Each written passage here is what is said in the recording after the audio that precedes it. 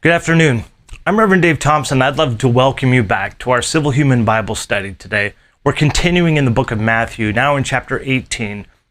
I'm so glad to have you here. So I'm a civil human minister, and what that means is that I focus my ministry on building human peace and common ground. And in that effort, I'm trying to approach these scriptures, my heritage and my faith heritage, to see those teachings that I feel can be drawn out and applied to all people across the board, every single human, regardless of our faith, regardless of our politics, regardless of our lifestyle. I believe that there are truths that we as humans can agree on, simple truths. And so, those are the things that I'm trying to look for in here. So today we are sort of closing out a section of Jesus talking about a lost sheep and how to correct our brethren, and the legitimacy of us coming together to make a decision on that. Today is sort of that close, and I want to go ahead and jump into the passage. So let's do that. It's Matthew chapter 18, verses 19 and 20.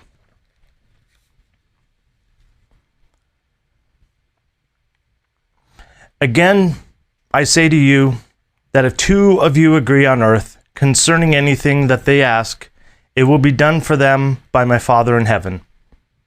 For where two or three are gathered together in my name, I am there in the midst of them. Two small verses, but you would be surprised in all the crazy ways that these two verses are applied to situations that have absolutely nothing to do with this conversation and what Jesus is talking about today. So what in the world is going on? Let's set it up a little bit so that those of you who are joining for the first time can understand what's going on.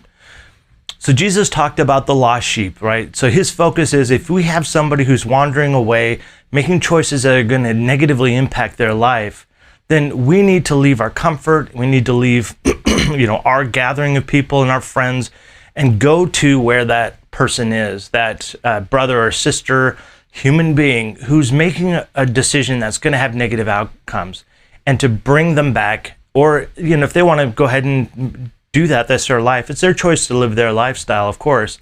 But to try to bring some sort of closure to that, and to be able to come back to the community and say, our brother or sister is here now, or that they're not. And then Jesus goes into an actual real life method for how to correct our brothers or sisters, people that we as a community are having a difficult time with. The way that we do it, first, go privately. One-on-one, if somebody has wronged you or done something against you. That, as I pointed out yesterday in our last study, is often overlooked and can lead to some of the most simple reconciliation. But instead, we usually involve everybody before we even talk to this person about what they did.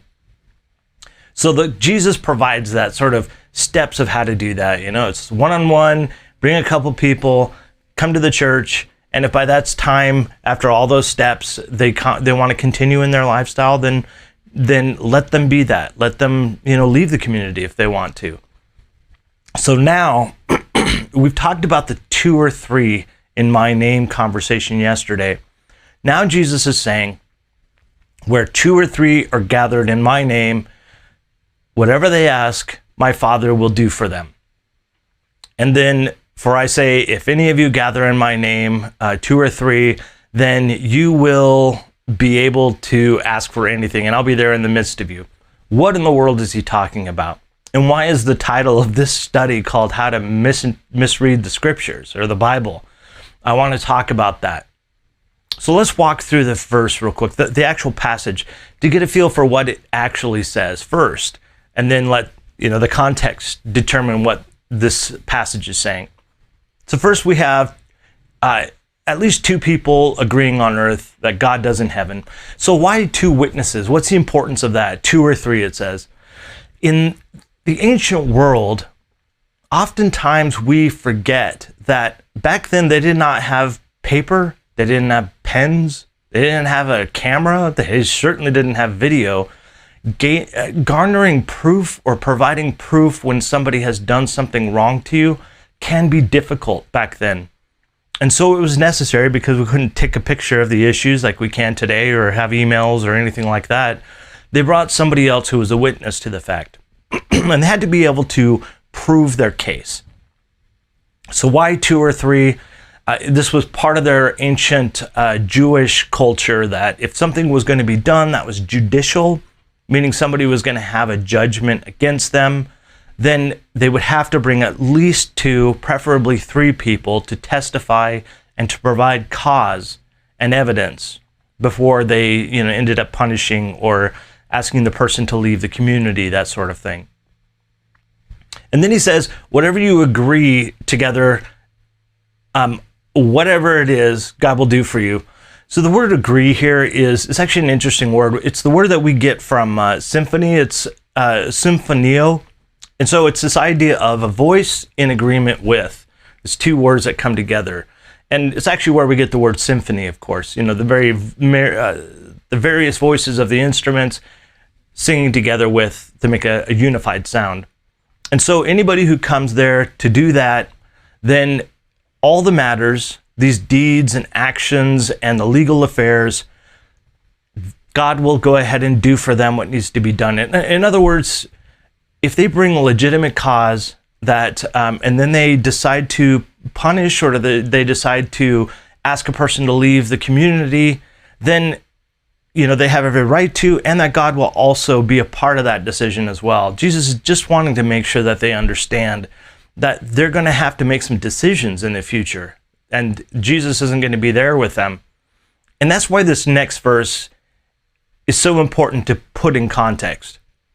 Because he says, wherever 2 or 3 are gathered together in my name, I am there in the midst of them. What in the world does that mean? Right? So he's essentially saying 2 or 3 is like the base minimum for a quorum, or for people to make a decision or provide evidence for judicially, like we just talked about. And so what is he saying? That whenever you gather together in my name, this phrase, in my name, can often be misinterpreted. We end up saying in the name of Jesus, at a lot of those of us who come from Christian backgrounds, say in the name of Jesus. You may have heard that as a close of prayers. That's it's a very literal translation of this passage, but essentially it's saying that I'm doing this on behalf of Jesus. And in the name of meant on the authority of somebody, within the character and the context of who they were.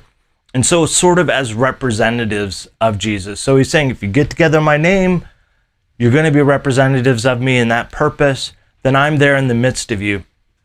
And he's saying, look, you guys are going to have to make some tough decisions, and gals. You are going to have to deal with people who are not going to want to live by these virtues: compassion, humility, long-suffering, forgiveness, peacemaking.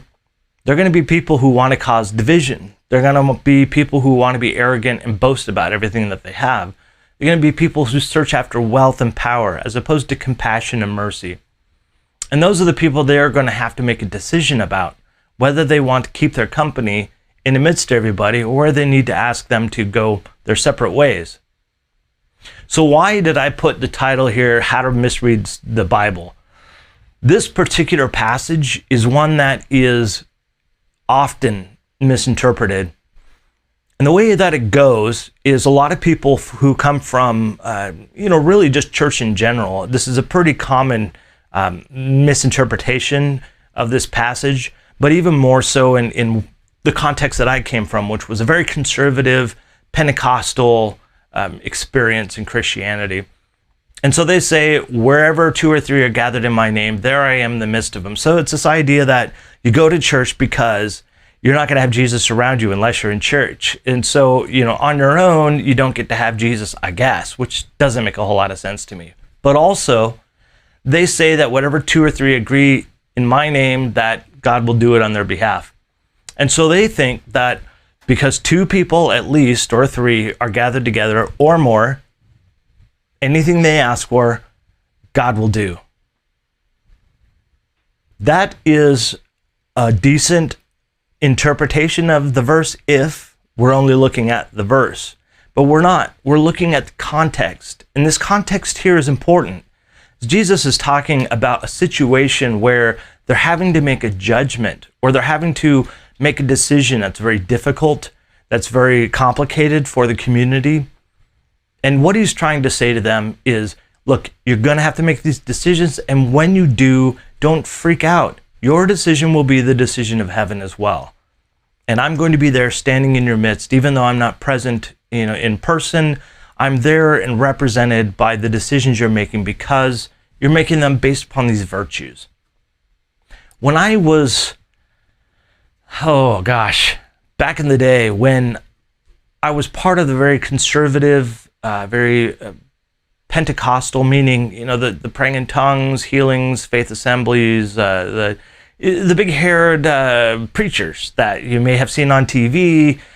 I was part of that, very much part of it when I was younger. And there were some wonderful things that came with that as far as being able to see God as a personal connection beyond just this dry and lofty figure in the sky. I did like that. But one of the problems that I had to deal with eventually is that it was so common for pastors and preachers to take this little passage, this one in particular, or any number of other passages, and do what I guess I like to call a proof text for a launchpad sermon. In other words, they use this little tiny text, and because it's in the Bible, they can use it to launch their conversation about something completely removed from the conversation that's actually being done in the scriptures with that verse. The problem with that is it teaches people a very bad way of considering these words. These words were meant for a purpose. The authors originally intended them to be understood in one context, or at least in a broad context in some situations.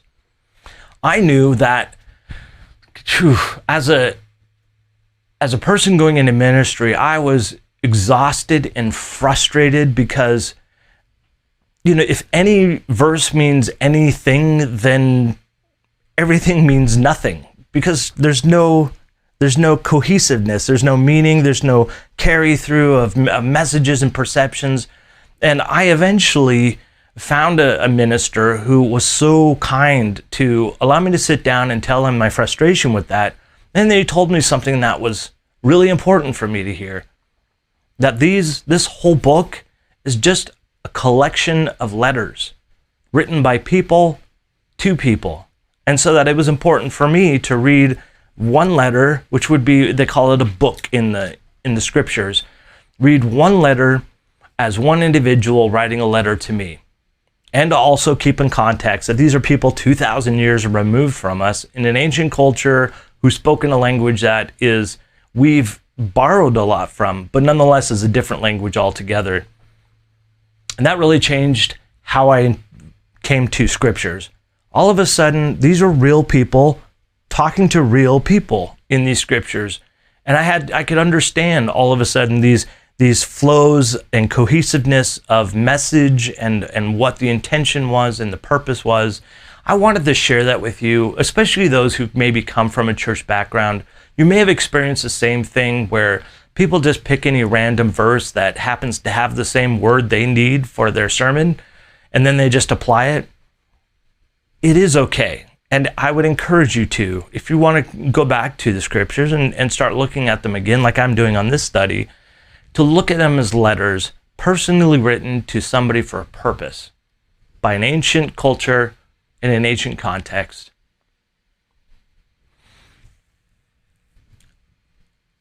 I think I want to emphasize something here.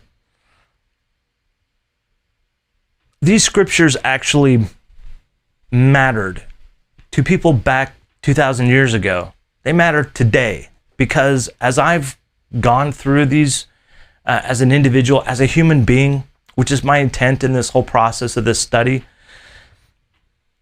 I've found that the teachings here are completely necessary and important to today and completely relevant to the things that we are going through today. A lot of people, they look at 2,000 years ago and they think, well, that's an ancient society. They don't have any clue of what we're dealing with. They were somehow less evolved, that they were stupider as humans, obviously because they didn't have mathematics and all science and all of that. Perhaps. but not that much. It only takes one generation to remove everything that we've accomplished as human beings. Because at the base of it, we have not changed as human beings. 2,000 years ago, the world was different, yes. I can talk to people across the world right now on this show, on any continent, in any place in the earth in real time. That's unheard of, unprecedented for us as human beings. We've never experienced that in all of our existence. Back then, different world. So we have to look at these passages and understand what was being said back then.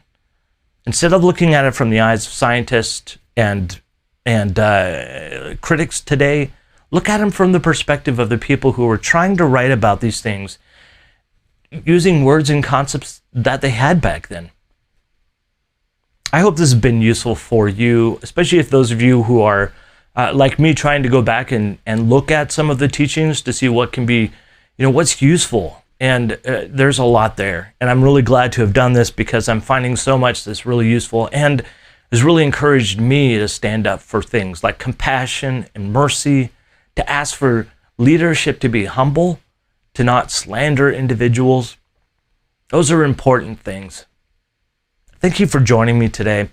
I'm always so glad to have you, and I really appreciate it. If you have thoughts or reflections or clarifications or questions of things that you want from me, please leave them in the comments below the video, and I'll try to get back to them as soon as I can. Those comments really help other people who are trying to process these questions themselves. And please, if you're on Facebook, please like the Facebook page. If you're on YouTube, there's a button right down there that says subscribe. You can click on, and we can stay in contact with each other. So we've got a weekend coming up, thank goodness. And until we meet Monday live at noon again, I want you to know that I love you. And I hope you choose to love yourself. It is the only love that we really have any control over in this world. And now I invite you to join me as we go about the rest of our day and the rest of our weekend, loving our neighbors the same way. Thank you.